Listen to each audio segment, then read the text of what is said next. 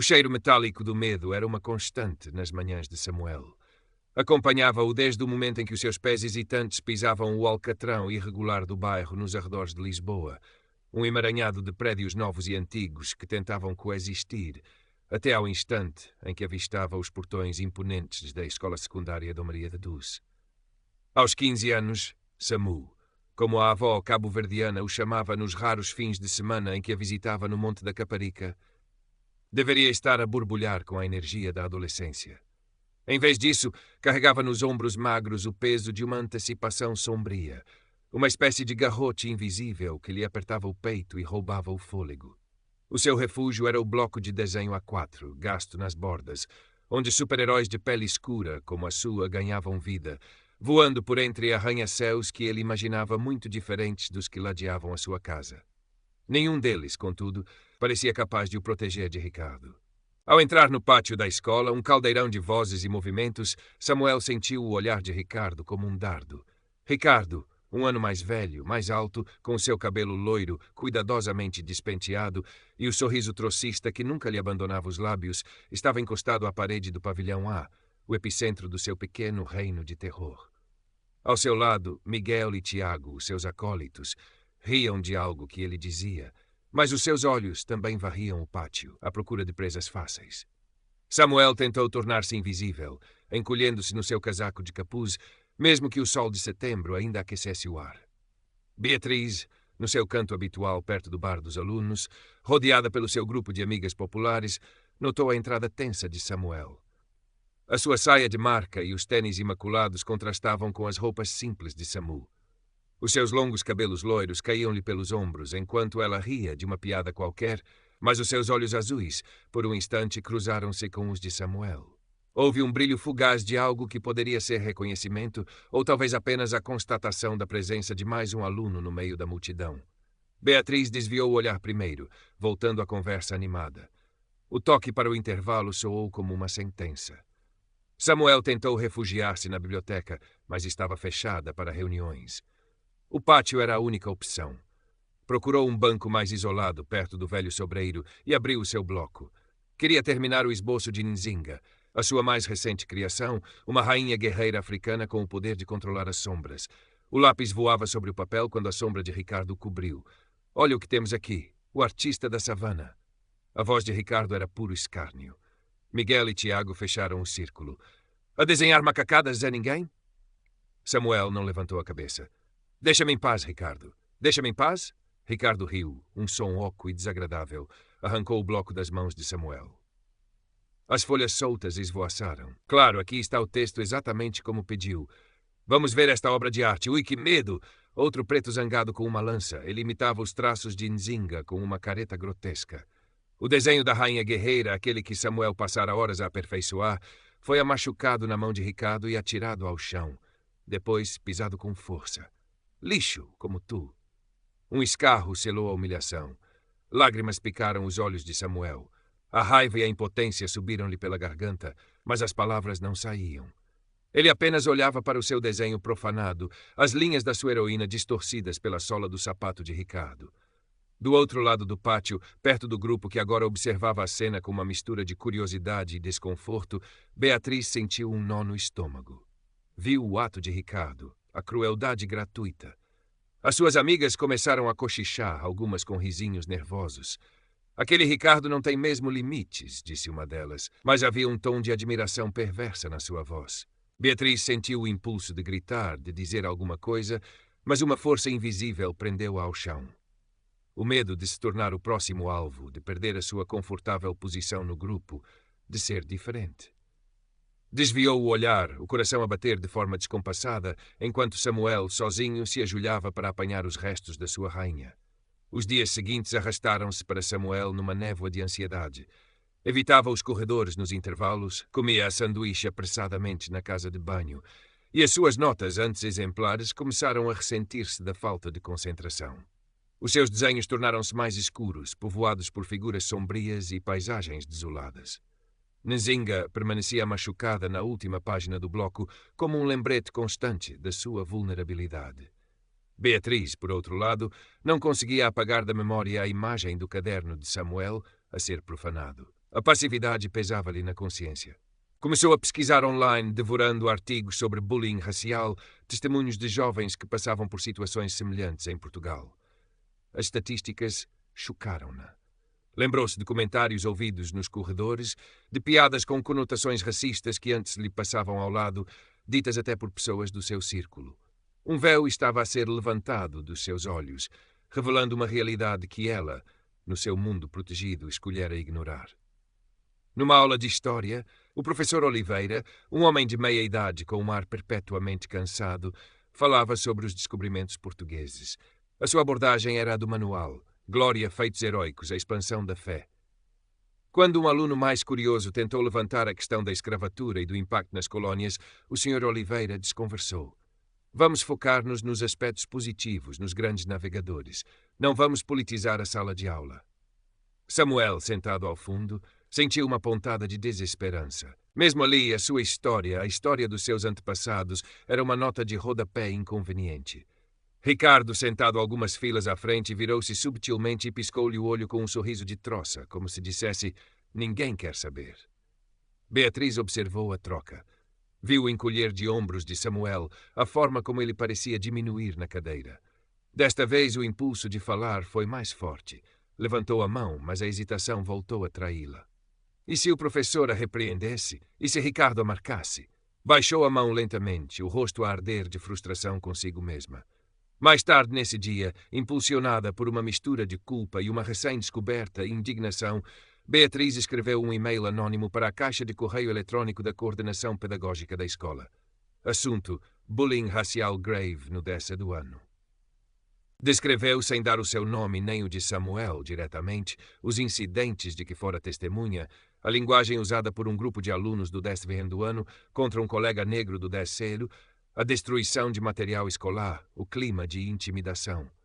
Pediu uma intervenção urgente.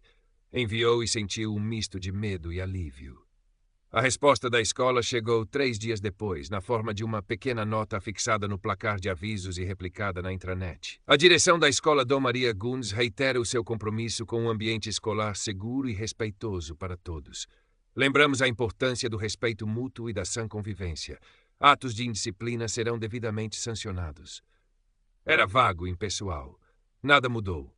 Ricardo, talvez envalentonado pela inação da escola, ou talvez por ter sido alvo de uma conversa branda e inconsequente por parte de algum funcionário, pareceu ainda mais arrogante. A sua crueldade encontrou um novo veículo: as redes sociais. Numa tarde, enquanto Samuel estava na biblioteca a tentar concentrar-se, Ricardo tirou-lhe uma foto de soslaio. Horas mais tarde, a imagem circulava num grupo de WhatsApp da turma do 10º B, onde Samuel andava. A foto original fora grotescamente editada. O rosto de Samuel sobreposto ao corpo de um macaco, com a legenda "A mascote da turma a estudar para ser menos burro". O telemóvel de Samuel começou a vibrar incessantemente com notificações. Quando abriu a mensagem e viu o meme, o chão pareceu fugir-lhe dos pés. A humilhação era agora pública, digital, indelével. Ouviu risos abafados na sala de aula no dia seguinte. Viu os olhares de pena, de troça, de desconforto. Sentiu-se despido, exposto, reduzido a uma caricatura racista. Naquela noite, pela primeira vez, Samuel pensou seriamente em não voltar mais à escola. A ideia de enfrentar aqueles olhares, aqueles sorrisos, a presença triunfante de Ricardo, era insuportável. A avó ligou, a voz quente e preocupada do outro lado da linha. "Samu, meu neto, estás tão calado. Passa-se alguma coisa, coração." Ele engoliu o nó na garganta. "Não é nada, avó. Só cansaço da escola." Beatriz viu o meme no mesmo grupo de WhatsApp. O seu sangue gelou. Aquilo ultrapassava tudo o que ela imaginara. A crueldade calculada, a intenção de destruir a dignidade de Samuel. A nota anônima não servira de nada. A escola era uma fortaleza de indiferença. A culpa que sentia transformou-se numa raiva fria e numa clareza súbita.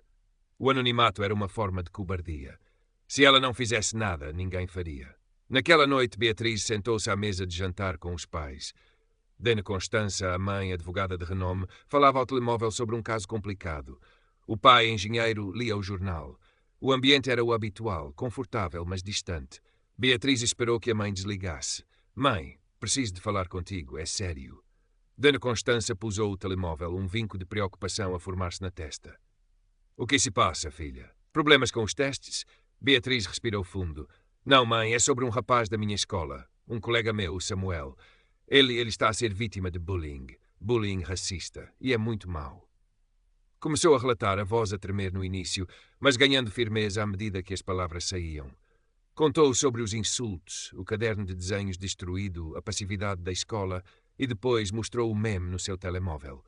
O rosto de Dona Constança, habituada a manter a compostura nos tribunais, endureceu ao ver a imagem. O silêncio pairou na sala de jantar por um momento. O pai de Beatriz baixou o jornal, o olhar fixo no ecrã do telemóvel. Isto é inaceitável, Beatriz, disse Dona Constança, a voz baixa, mas carregada de uma fúria contida. Isto não é coisa de miúdos. Isto é um ato de violência, de discriminação. Quem é o responsável por isto? Beatriz disse-lhe o nome de Ricardo.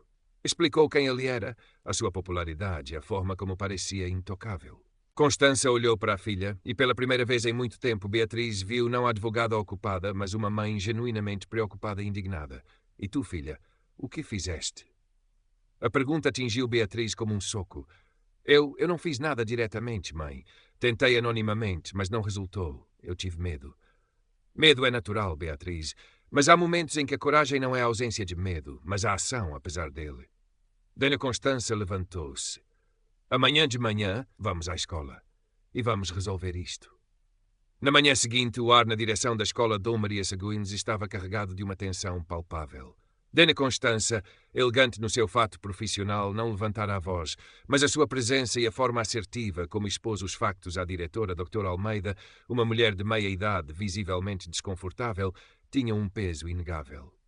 Apresentou o meme impresso, o e-mail anónimo que Beatriz agora assumia ter enviado e o relato detalhado da filha sobre o comportamento persistente de Ricardo.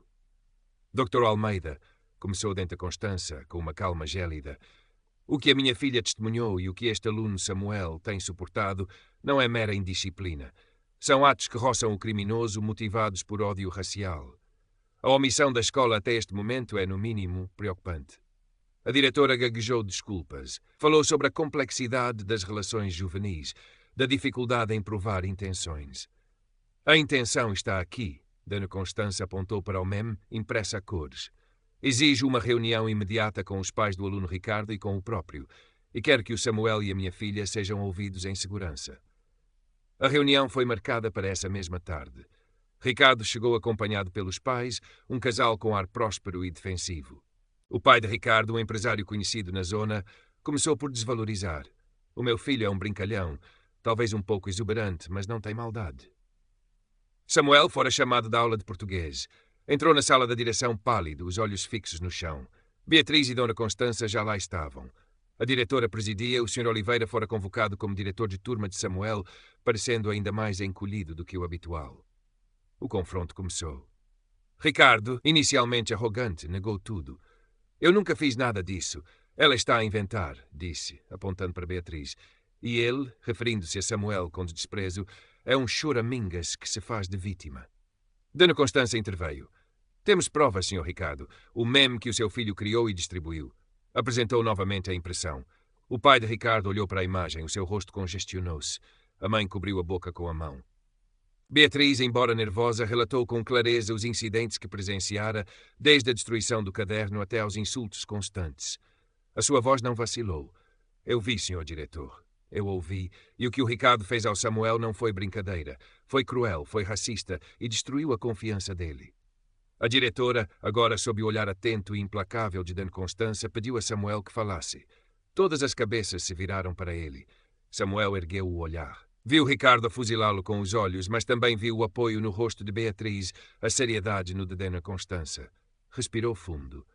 É verdade, começou, a voz trêmula, mas audível. O Ricardo, ele goza comigo todos os dias por causa da minha cor. Chama-me nomes. Diz que eu não pertenço aqui. Descreveu o incidente do caderno, a humilhação do meme. Eu gosto de desenhar. Era a única coisa que me fazia sentir bem nesta escola. E ele tirou-me isso também. As palavras saíram, carregadas da dor acumulada durante meses. O pai de Ricardo tentou interromper, mas Dona Constança foi mais rápida. Peço que ouçam o rapaz até ao fim. Confrontado com o testemunho direto de Samuel, com a firmeza de Beatriz e as provas irrefutáveis, a arrogância de Ricardo começou a desmoronar-se. Encolheu-se na cadeira, o olhar fugidio. Os seus pais pareciam finalmente compreender a gravidade da situação. As consequências foram sérias. Ricardo foi suspenso por 30 dias, com a condição de acompanhamento psicológico obrigatório e participação em workshops sobre diversidade e combate ao preconceito, organizados por uma ONG externa. Os seus pais foram instados a colaborar ativamente nesse processo. Miguel e Tiago receberam repreensões severas e foram incluídos nos mesmos workshops. A diretora, pressionada pela intervenção de Dona Constança e pela publicidade negativa que o caso poderia gerar se mal gerido, anunciou um novo e rigoroso protocolo anti-bullying para a escola, com um foco explícito na discriminação racial e na formação contínua para professores e funcionários. Mada Constança, e pela publicidade negativa que o caso poderia gerar se mal gerido, anunciou um novo e rigoroso protocolo anti-bullying para a escola, com um foco explícito na discriminação racial. Sr. Oliveira foi um dos primeiros inscritos na formação. Semanas depois, o ambiente na escola Dom Maria Duz era palpavelmente diferente. Havia mais vigilância nos corredores, mais conversas sobre respeito nas salas de aula. Samuel regressou após a suspensão de Ricardo. Caminhava pelos mesmos corredores, mas o medo já não era o seu companheiro constante. Alguns alunos desviavam o olhar, outros acenavam timidamente. Muitos tinham visto o meme, tinham ouvido os rumores da reunião, sabiam o que acontecera. Ricardo não estava lá. Para Samuel, era como se uma sombra tivesse sido levantada. Numa tarde soalheira, no mesmo pátio onde a sua rainha Nzinga fora profanada, Beatriz aproximou-se de Samuel, que estava sentado no seu banco habitual, a desenhar. Não havia triunfo no seu rosto, apenas uma calma serena. Olá, Samuel. Ele levantou os olhos, um pequeno sorriso a formar-se nos seus lábios. Olá, Bia. Era a primeira vez que a chamava pelo diminutivo. O que estás a desenhar? Samuel hesitou por um instante, depois virou o bloco. Era um novo desenho de Nzinga, mas desta vez ela não estava sozinha. Ao seu lado, uma figura de cabelos loiros, com um escudo e uma expressão determinada, ajudava a erguer um sol radiante sobre uma cidade que parecia Lisboa. Beatriz sorriu, um sorriso genuíno que lhe iluminou os olhos azuis. Está incrível, Samu. Ele corou levemente. Obrigado por tudo. Não precisas de agradecer, disse ela. Eu é que aprendi muito.